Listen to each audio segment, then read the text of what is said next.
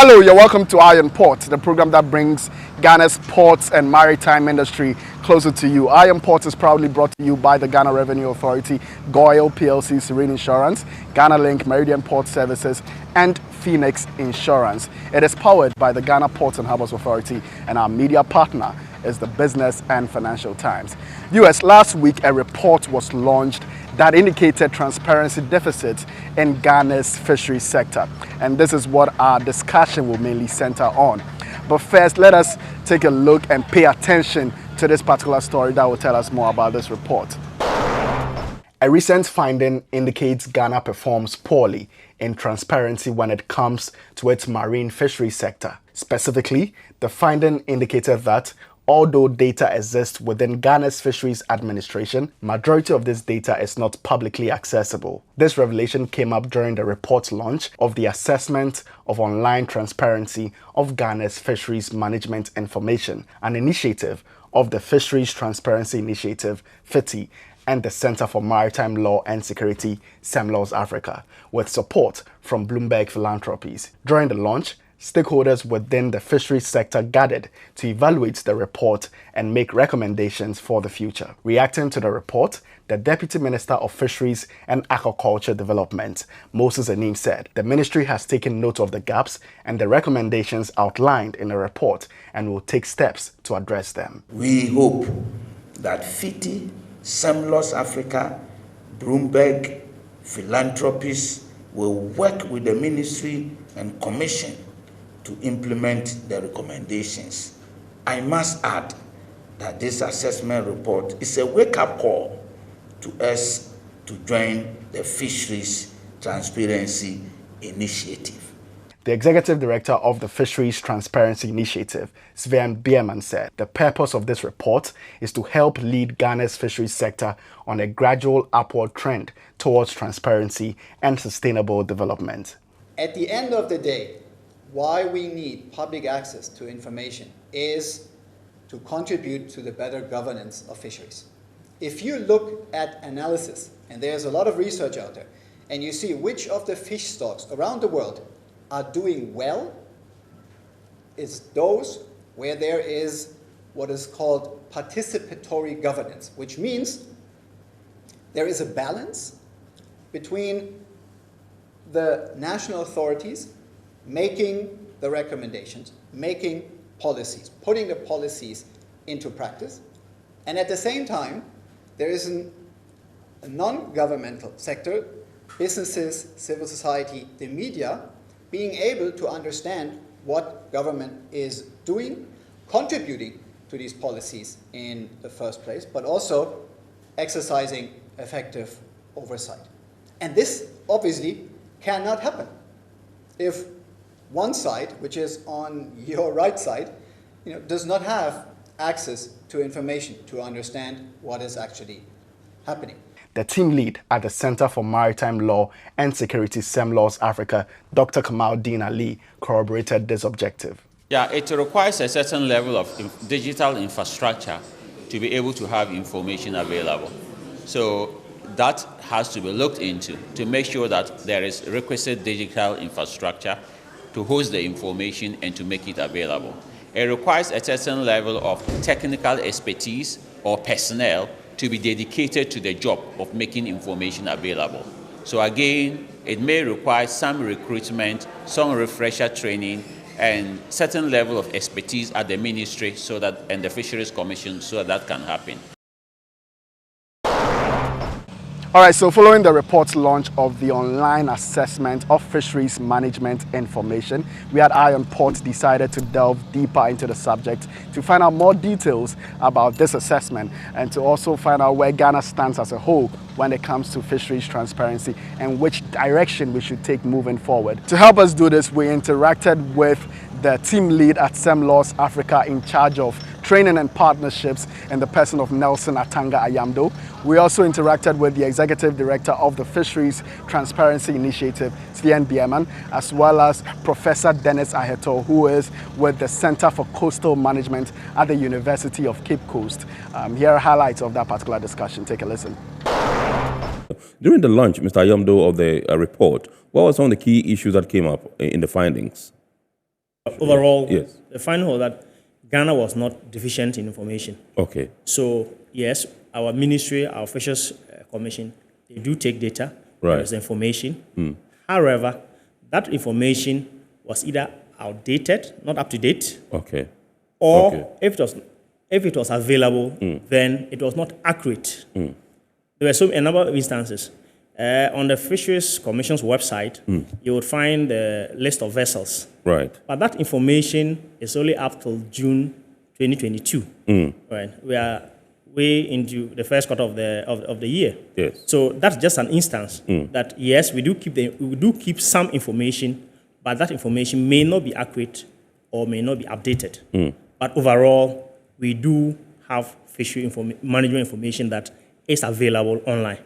Let's emphasize that this report is only an online or just an online assessment of fisheries management information. So that if it is not available online, then the advocacy and then the encouragement is that it should be put online. It should be put online not just because it has to be put online, but that it enhances transparency in fisheries management. Yes. What will that be? It requires that it must be accurate. It should be updated.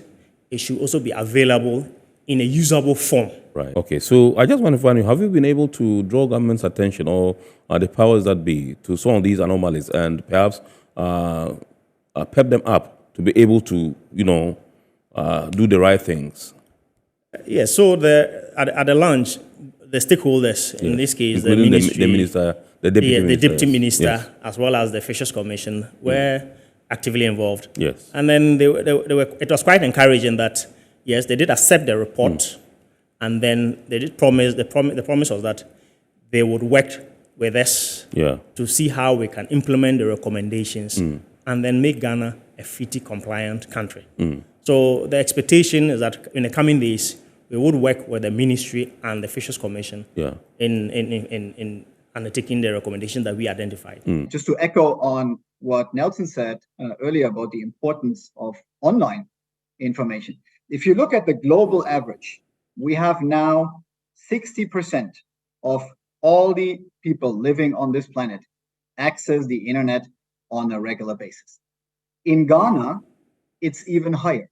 In Ghana, it is 69%. So almost 7 out of 10 people in Ghana access the internet on a regular basis. So the internet is the way to provide and distribute information to the people of Ghana. So if one of the recommendations that our report made is to make the information that the authorities already have publicly available. One of the points that I was asked while I was in Ghana last week, and that echoes a little bit your question, Kennedy, what should be done now, was the aspect of the closed fishing season. Now, this is a policy measure that the government has put in place. And the question that was asked to me, and I think others, was, is it working?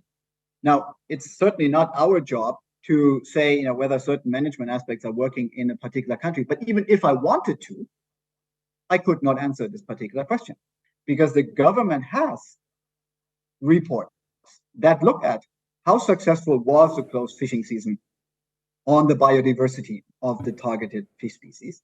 So has it, helped to recover the fish stock? And what were the impacts from a socioeconomic point of view on the fishers? But that report is not publicly available. So if you want to understand whether the government is heading in the right direction, you can't, because the information that the government has is not publicly available. So a recommendation is clearly to make this information publicly available, upload it, find a single point of information where people can go to. We found it a bit confusing that there is a website for the Ministry of Fisheries and Aquaculture Development, and there's a website for the Fisheries Commission. They both have almost a similar structure, yet some of the information is overlapping, some of the information is missing. So if you are a person that wants to understand what's the situation in the sector, it would be beneficial if there would be one single source of data entry. So there are 2 or 3 of those aspects that we believe the authorities in Ghana can rectify very easily. And we were happy that the Deputy Minister acknowledged that the report is a true reflection of the current situation, and also asked SEMLOS, FITI, and others to help them to improve now. Where do we stand as far as the fisheries sector is concerned as a country? I know you've done some significant work, assessing, our governance as far as the fisheries sector is concerned. I just wanted to paint a picture and tell us where we stand now. So within the marine sector, we're looking at the small-scale fisheries. We're looking at the artisanal sector, which is actually the largest sector in terms of the proportion of people who are engaged in the sector. We're talking about 70% of Ghanaians fishers who are 70% involved in that sector. Yes. And then we're looking at also the industrial sector, and then of course the industrial sector. But where the problem largely is with the artisanal small scale sector, because 70% of the production of what we rely on as a country usually come from the artisanal sector, who largely depend on the pelagic stocks. These are mid-water stocks which are within our inshore areas. The sector is bedeviled by so many challenges. There are issues of capacity deficits. There are issues of data quality. There are issues of financing in terms of financial resources to administer effectively any fisheries management, proper fisheries management schemes. There are issues, natural factors to do with climate change, which we hardly want to talk about, but obviously that also seems to have a problem. In terms of fisheries data collection, that is really, one of the fundamental challenges. We as a country have relied heavily on collecting fisheries-dependent data, which focuses largely on effort and catch. However, the need to collect other important aquatic environmental parameters, to do environmental data, also data on the fish stock populations, abundance, and so on and so forth, which we call the fisheries-independent data, are to a large extent not collected. We would need the fisheries-independent data to be able to validate whatever data we are getting from the Fisheries Commission in terms of the fish, in terms of the effort and catch data, so that we can make the right decisions for our sector. Unfortunately, these are not happening. There are clear guidance that the FAO Code of Conduct for Responsible Fisheries have outlined in terms of how our data collection procedures must be done and curated for decisions. Unfortunately, we are not able to do that, but there are a plethora of problems and challenges that do not allow this to happen. So our experts all believe transparency is key in attaining effective governance when it comes to the fisheries sector, and all stakeholders within this sector must come together for this objective. Now let us pick a few comments after we go on break, and then we'll be back with more news. Stay tuned. This comment comes from Nana Opon Checheku. He said, "I have been listening to Atanga Nelson on the discussion ongoing, but his submission is lacking the real information of what is happening at the Ministry of Fisheries." Every now and again, GOIL makes good things happen. This time, GOIL has introduced Super XP Ron 95, a higher grade fuel loaded with additives and yet sold at the same price as normal fuel. GOIL Super XP Ron 95 enhances engine performance like never before. It maintains the engine by keeping it clean from carbon deposits. GOIL Super XP Ron 95 is designed to burn slowly and thus improves fuel economy, making you save money after several kilometers. GOIL Super XP Ron 95 gives you a smooth driving experience, that is, less vibrations. Fill up with GOIL Super XP Ron 95. Now there's no need to pay more for any higher grade fuel. GOIL has that sorted. GOIL, good energy. Electricity, then pay your taxes. Our taxes, our future. Because you see, without our taxes, we wouldn't have good roads, good schools, better hospitals, street lights, and other very important social amenities. When we pay our taxes, we give our children free and quality education. Talga, my money too small. Why should I pay my tax? Look, small. Salifo, it doesn't matter how small or big your business or income is. You still have to pay your taxes. The little taxes from each and every one of us, when put together, could give your community clean water or that deprived school with tables and chairs. Please pay your taxes. It is your responsibility. It is your civic duty. It is the law. Impressive factory. If only I had listened to you, I wouldn't have been in this mess. That devastating fire virtually wiped out the whole factory and my warehouse. Remember my misfortunes last year? Serene Insurance Asset All Risk Fire policy that I took were there to pay for my damaged stocks in the warehouse, and my machines that were affected by the floods have been replaced. My accident vehicle is back on the road thanks to Serene Insurance motor policy. Currently, my goods are on the IC covered with their marine cargo insurance policy. I was just telling Ajima about Serene Insurance. Oh, Ajima, tell him more. As a road contractor, I make sure I do my contractors all risk insurance for the projects and then workers' compensation for all the workers on site. With Serene Insurance, they will make sure they will cover your unknown tomorrow today. Serene Insurance, a new face of insurance. Call us now.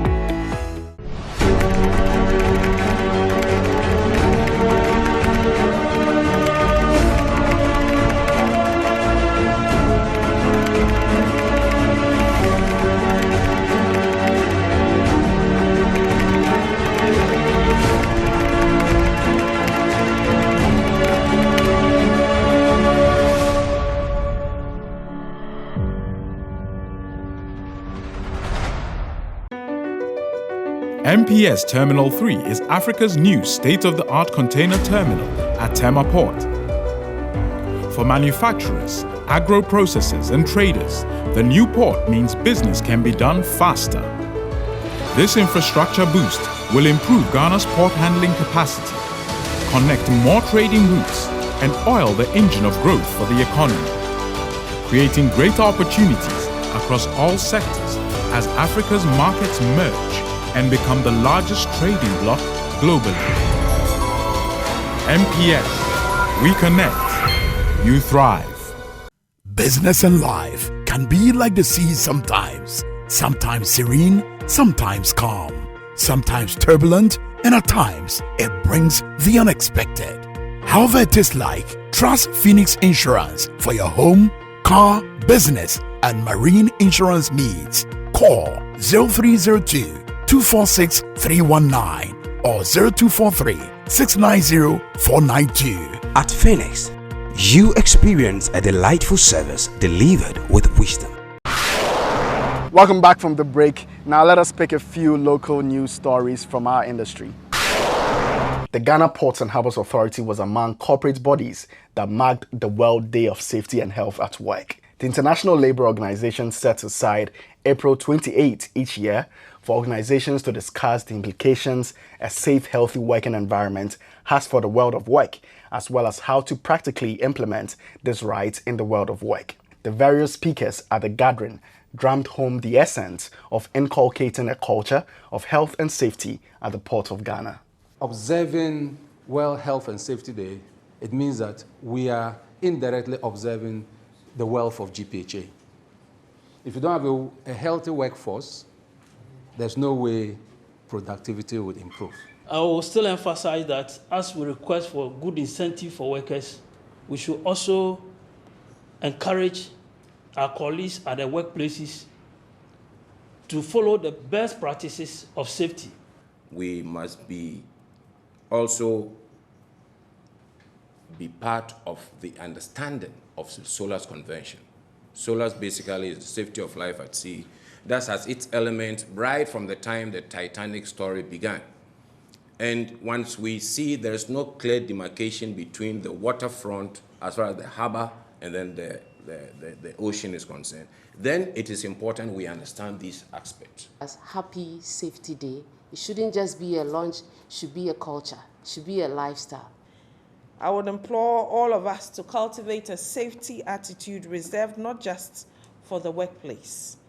It is much easier to embrace safety as a lifestyle where it is a priority, no matter what environment you find yourself in. The Ghana Ports and Harbours Authority is dedicated to giving its staff the skills they need to succeed in the fiercely competitive and ever-evolving world of international trade. This is why the authority continually invests in the UNCTAD Train for Trade program to prepare future management staff to understand emerging challenges in the industry and how to find sustainable solutions to them. This year, 16 GPHA staff who partook in the training program become the first within the English-speaking network to graduate the 5th cycle of the program. It's an industry that has changed tremendously in the last 5-10 years, and the base is super high. Now, you as the new participants, we give you this capacity, the skills and knowledge to this program, and now the aptitude you have demonstrated to take more responsibility. The stakes are high. Remember, you're in an industry that is national strategic asset for your country, for the region, because you provide support to the landlocked country. So when you go back to the office now, you have your new mindset, please remember it every day, new task. And since we began working with UNCTAD in this area, not just in Ghana Ports and Harbours Authority, but across all other ports in our sub-region and Africa and widely in the developing world, we have come to appreciate the rich content, the practical nature of the UNCTAD Train for Trade, where you are not just learning theory, but seeing it in actual practice. It is interesting to note that among the English-speaking network, Ghana is the one leading. We are now heading to Cycle 6. The likes of Nigeria, that is our big brother Nigeria, that we always compete with them, they are at Cycle 4. And you could see that there are other people from other networks who are here to observe how Ghana goes about it. From the practical training that we got, I learned a lot from best practices in other ports, foreign ports for that matter. The world is facing 3 major challenges with regards to climate change, loss of habitats and pollution.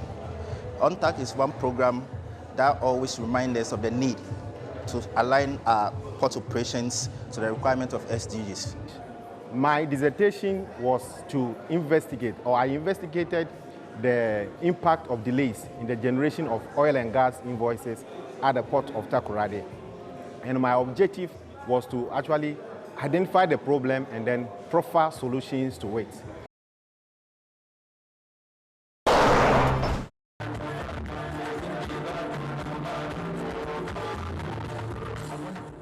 Over the course of the last week, the Ship Owners and Agents Association of Ghana, SOAAG, celebrated its 30th anniversary with its stakeholders. SOAAG for 30 years has served as a central organization in the country for companies and corporations engaged in the shipping business. The association is made up of 17 shipping companies who operate in Ghana. Executive member of SOAAG, Adamimo Rayana, stated the association's resolve to rely on effective dialogue to arrive at mutually beneficial solutions with its stakeholders. Our doors are always open, and we are ever ready to meet with you to find solutions to issues when the need arises. In difficult times, we have also opted for dialogue and negotiations that have been mutually beneficial, and we hereby entreat all to stick to this formula. As we always say in SOAAG, it's dialogue, dialogue, and dialogue. The stakeholders present shared messages of goodwill. Of course, the 2 ports of Tema and Takoradi are older than 30 years. So that means that GPHA or the ports have been with SOAAG from the beginning of their journey. And we would like to say that we've had a very good working relationship with SOAAG, and we continue to look forward for even better relationships. We'd like to say congratulations, and we wish you well in your future endeavors.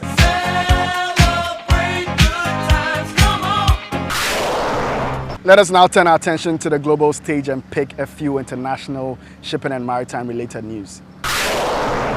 As the global maritime industry embarks on a decarbonization journey A recent survey conducted among industry stakeholders has revealed that the path towards decarbonization will be complex, with a wide range of fuels in the mix through 2050. The survey respondents expect their fleets to run on multiple types of fuel well into the future, indicating that the transition towards a low-carbon future will not be straightforward. The Global Center for Maritime Decarbonization, the Global Maritime Forum, and the Maersk McKinney Moller Center for Zero Carbon Shipping carried out the survey of 29 shipping companies with analytical support provided by McKinsey. The respondents own and operate fleets including container ships, tankers, dry bulkers, gas carriers, car carriers, cruise ships, tugs, and offshore vessels, comprising roughly 20% of the world's total capacity.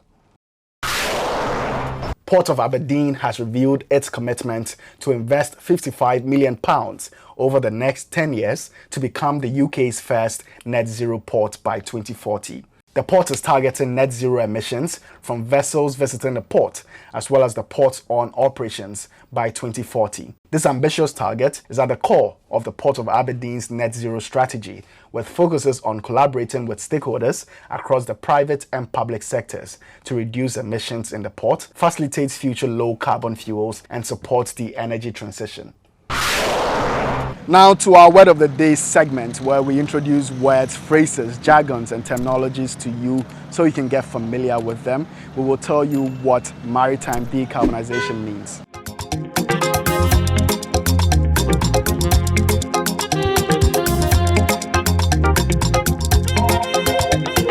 Maritime decarbonization is the process of reducing greenhouse gas emissions from the global maritime sector, with an overall goal of placing the sector on a pathway that limits global temperature rise to 1.5 degrees Celsius. Emissions reduction actions for the maritime sector includes the use of clean and efficient fuels, exhaust treatment, and carbon capture.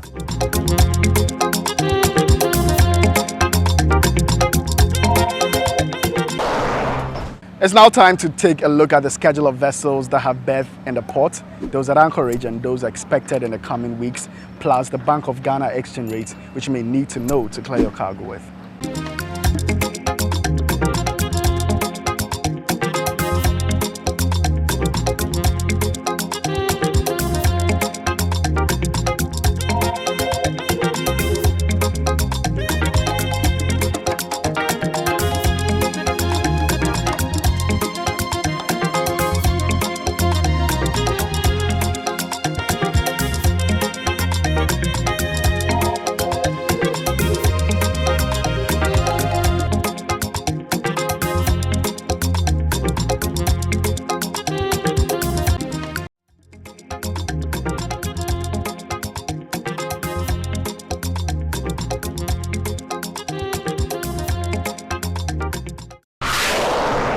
All right, this is where we close today's edition of Eye on Port. We hope you've been informed and educated. Remember, all Eye on Port content, all our episodes can be found on our YouTube channel, Eye on Port. Subscribe, like, and give us feedback. Thank you for watching.